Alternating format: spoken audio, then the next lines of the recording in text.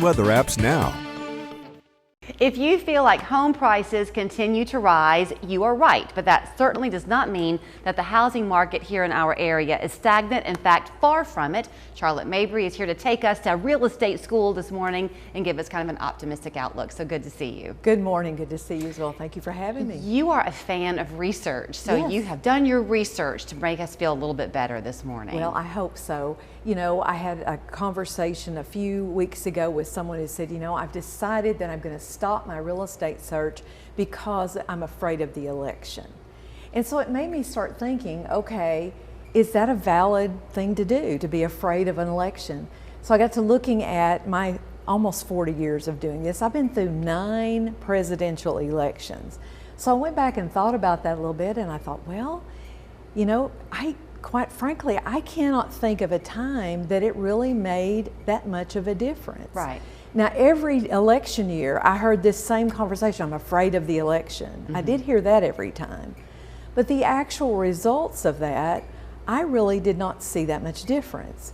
Now, like 9/11 and Gulf War and COVID and 2008, those things absolutely did make a difference.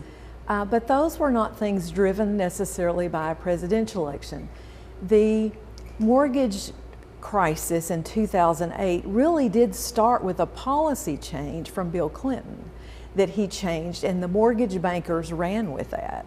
And so ultimately, that might have been instigated by a president. It depends on how you look at that. But very little else made that much of a difference. Well, and it also comes down, because I know you've got some kind of slides Yes, to walk absolutely. us through, but it also comes down to the education of the home buyer, right? Correct. So like with the policy changes, it was an effort to allow more people to buy a house, Sure. but you still have to be a responsible mortgage Hello, holder. yes. Don't bite off more than you can chew. Hello. So do you want to Yeah. start with the price of houses? I'd love to. So this was something I found interesting. By the way, these slides are from Goldman Sachs. Okay. So this isn't the Charlotte Mabry show. This is Goldman Sachs data, and their job is data, right? And so home sales did go up after 9 of the last 11 presidential elections. Okay. And so After. So, you know, people are thinking, oh gosh, I'm worried about what's going to happen to the value of my house.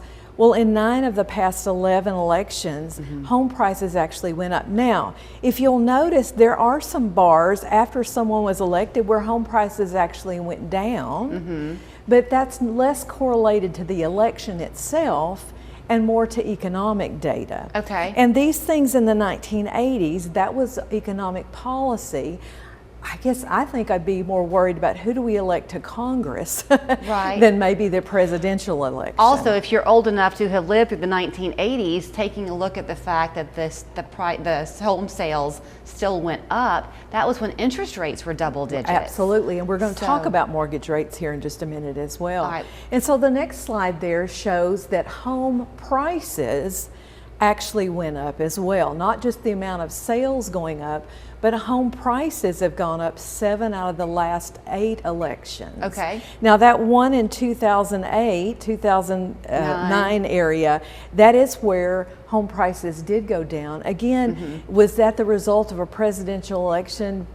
Possibly, but probably not. And also, even if it was several years post. Correct. Okay. And if you also look at this, and again, it depends on how you view the data. If you're a person that says, well, I'm thinking that things are positive, you're going to say, pardon my silly English, them's good odds. 7 out of 8, right? I mean, it's good. If I were going to Las Vegas, I would take these odds with me. Okay. If you're someone who views things negatively, you might say, well, gosh, we're due.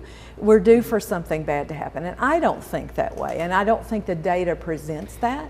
And hopefully our data here will overcome the drama that you might be feeling. Okay, I'm curious for what the next slide's going to be. So mortgage rates, let's talk about that. Mortgage rates actually decreased leading up to 8 of the past 11 presidential elections.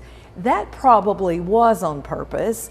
I don't direct the financial things in the United States, but I do think there's some manipulation of that potentially. But if you are looking at and worried about interest rate, there's a chance that it might be going down imminently. But look at that if you want to be a student Yeah. of things. So look at the 1980s. Yeah, Consistently absolutely. throughout. For sure. High, high, high. Then you hit the 90s. That was the year of the balanced budget. Absolutely. With Bill Clinton Right. and Newt Yes, sir. Gingrich, right? It hovered in those 8%. Yeah, absolutely. And And then only down to 6%. This is really novel. It is this is not normal. This is really not normal. I got into real estate in 1986. The interest rates had just come down to 10%. And I bought my first house then as well, and interest rates had just come down. So again, you have to have some history gives us some perspective. Okay, something else as you get to the next slide, but I think is a matter of just consideration, I guess, is that typically when those interest rates are high, typically pricings are lower or Yeah, more steady. And that has not been the case. That has not been the case, and I think that's what Yeah. has a lot of people scared. For sure, and you must have looked at my slides because Oh. that leads to the next one. Okay. Housing affordability. The things that I think our politicians and leaders really do need to be talking about right now is housing affordability, because it is now at the lowest point in really record-keeping history of housing things. And so if you look all the way back to 1998 and look at the increasing affordability, when those interest rates did go down so low, affordability went up.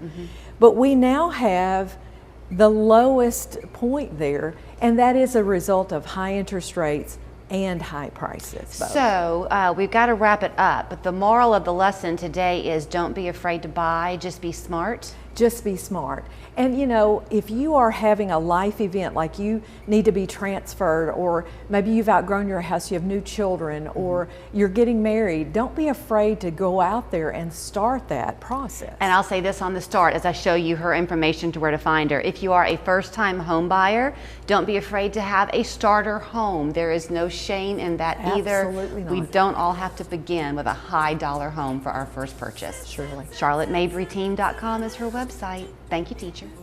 Time for us to throw it to break. Haha, quite literally. The Chattanooga Steam is in the studio. Two of the players join us when we come back. Hi, I'm Trevor. Welcome to the Hemp House. Let me show you where the treats are. Our selection of local products allows the Hemp House to bring a little calm to life's journeys, whether you're blessed with 4 legs or just 2. The Hemp House, 4 locations to serve you, or online at hemphousechat.com. WRCB conducts various contests throughout the year. A complete set of contest rules may be found anytime at local3news.com or in our app.